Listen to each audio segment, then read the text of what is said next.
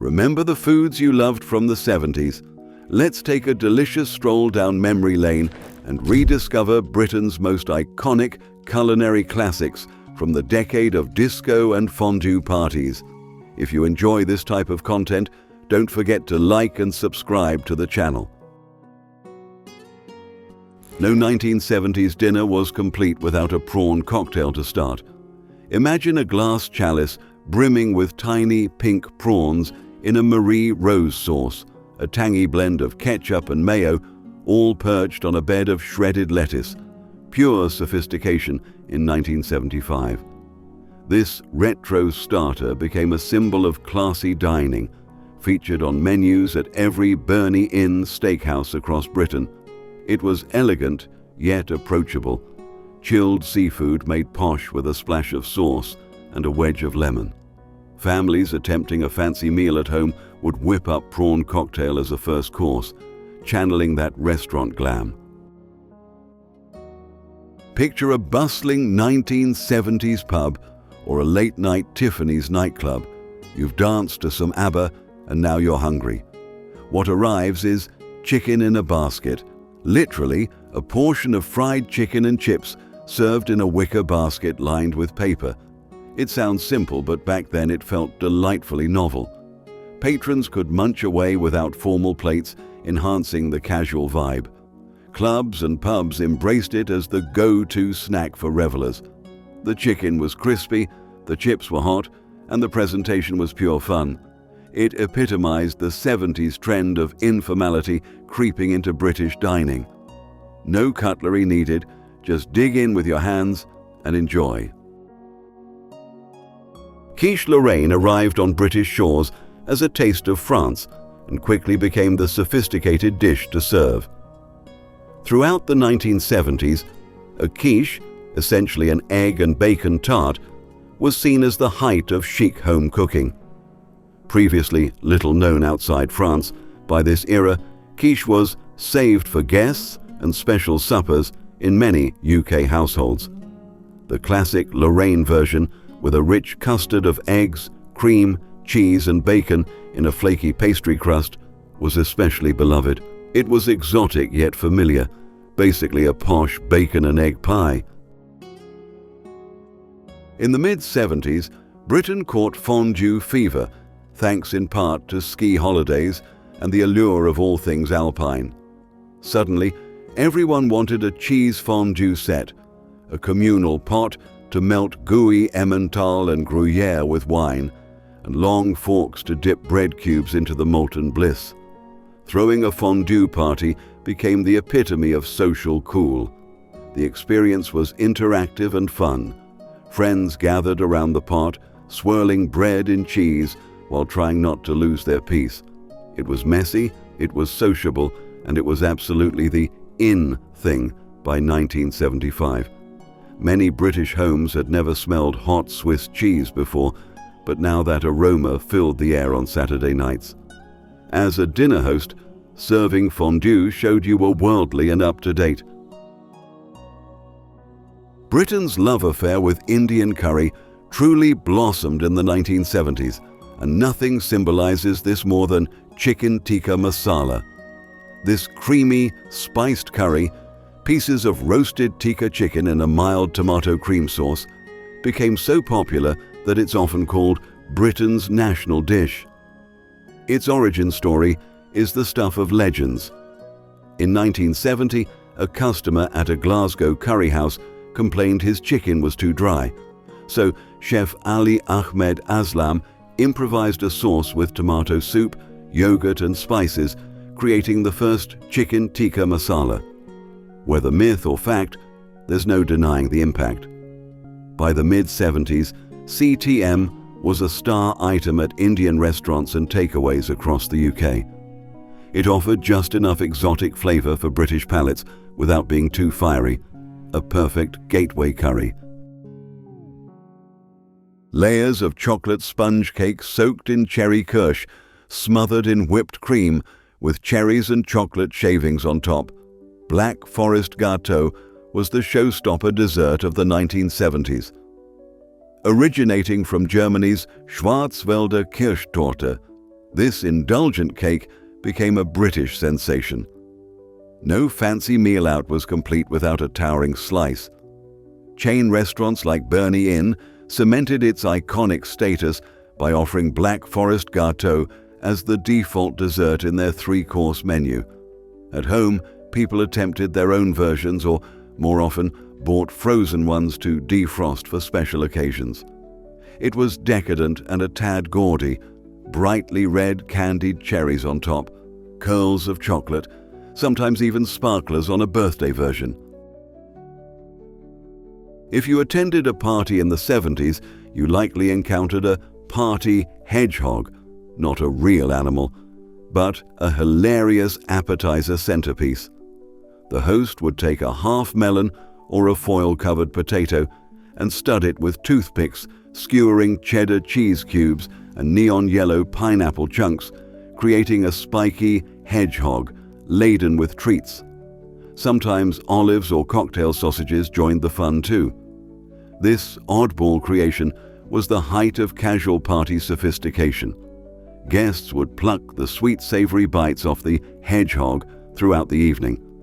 The combination of sharp cheese and juicy tinned pineapple was strangely addictive, a mix of flavors that somehow worked perfectly, much like the Hawaiian pizza craze of that era. Before the 70s, most had never tasted Indian or Chinese cuisine at home. Enter Vesta, a brand that sold dehydrated exotic meals in a box, giving adventurous families their first curry or chow mein experience at the kitchen table. Launched in the late 1960s and hugely popular in the 70s, Vesta's beef curry, chicken curry, and chow mein were revolutionary. Each box contained dried rice or noodles, sauce powder, and crispy noodle toppings. Just add water and simmer. The results by today's standards were mild and a bit artificial, but back then they felt thrillingly foreign. Britons savored the mild spices of a Vesta curry and the novelty of crispy fried noodles on their chow mein. It was convenience and adventure in one.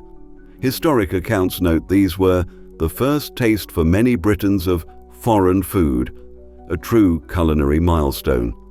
Sure, they may have been a far cry from authentic Asian cuisine, but Vesta meals deserve credit for expanding palates. Findus crispy pancakes were the quick fix meal every kid loved, even if mums and nutritionists frowned.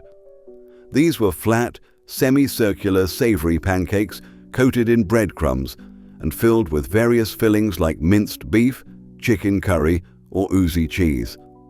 Pop them in the oven or under the grill, and voila, dinner is served. The pancakes would emerge hot and, true to name, crispy on the outside, with molten filling inside that often scorched impatient tongues. Introduced decades earlier, they became ubiquitous in 1970s households as frozen convenience took off. For many children, this was comfort food nirvana. Alongside its pancakes, Findus also gave Britain another gift: French bread pizza. Long before Domino's or DiGiorno, these single-serving frozen pizzas introduced many British youngsters to the joys of pizza, albeit in a uniquely 70s form. Each one was basically half a baguette, topped with tomato sauce, a sprinkle of cheese, and bits of meat or veg, then frozen. When baked, the bread turned crunchy-edged and the toppings bubbled. To a kid in the late 70s, this was absolutely magical. It was pizza you could keep in your freezer, no pizzeria required. The idea of baking a pie in its own tin sounds odd, but 1970s, Britons embraced it wholeheartedly with Fray Bentos pies. These were meat pies sealed uncooked in a tin can, typically steak and kidney or minced beef and onion, with a layer of raw pastry dough on top. You'd crack open the can, pop it in the oven, and the pastry would rise and golden as the filling heated. In an age of convenience, this felt marvelously easy and modern. For mash, Get Smash! If you recognize that jingle, you likely lived through the 70s. Smash was an instant mashed potato powder that, when reconstituted with hot water and a knob of butter if you were fancy, turned into mash within minutes. But what truly made Smash a cult classic were its hilarious TV adverts, a group of Martian robots laughing their metal heads off at Earthlings who still peeled and boiled potatoes the old-fashioned way.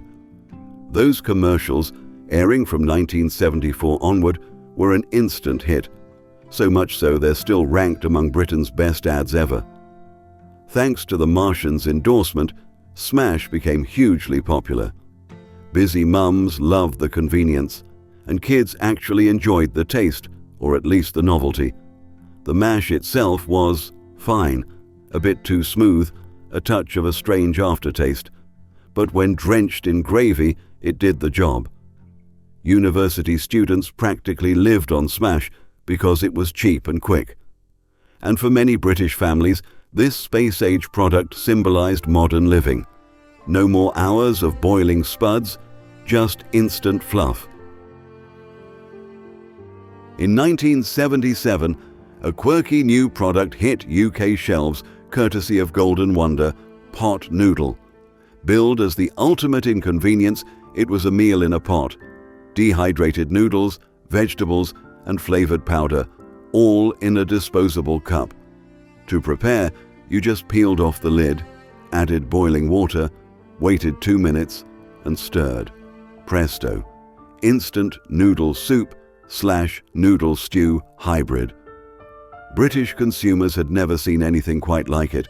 Sure, instant noodles existed in packets, but Pot Noodle made it even easier by combining everything, no stove or pan required. It was an instant hit with students, truck drivers, anyone needing a hot snack on the go. The flavors brought a new, savory taste sensation, influenced by Asian ramen but definitely adapted to British tastes. In the late 70s, instant noodles weren't just found in pots. Batchelors, a British food company, introduced super noodles, the dried, ramen-style noodles with flavor sachets that you boil on the hob. They promised a hot meal in under 6 minutes, and they delivered. For many teens and young adults of the era and into the 80s, super noodles became a diet staple. They were dead simple. Boil noodles with the seasoning packet, maybe add a knob of butter at the end, and eat. The result was a steaming plate, or mug, of soft noodles in a savory sauce. To a generation that hadn't grown up with Asian cuisine, this was new and fun, kind of like spaghetti's quirky cousin. For children of the 1970s, few desserts evoke as much warm nostalgia as Angel Delight. This was a magical powdered mix that, when whipped with cold milk, transformed into a fluffy, sweet mousse in minutes. Launched in 1967 in a strawberries and cream flavor, by the 1970s, Bird's had doubled the market for instant desserts thanks to Angel Delight's success. Flavors like strawberry, chocolate, banana, and the cult favorite butterscotch graced British dinner tables regularly. The process of making it was half the fun. Kids often did the whisking, watching the liquid turn into a frothy, pastel-colored treat that then set to a light pudding. It felt like dessert alchemy. The taste was airy and sweet, admittedly more sugar and chemistry than natural ingredients, but we didn't care. Did your favorite 70s food make the list? Let us know in the comments below. Hit subscribe for more tasty nostalgia, and we'll see you on our next culinary journey into the past.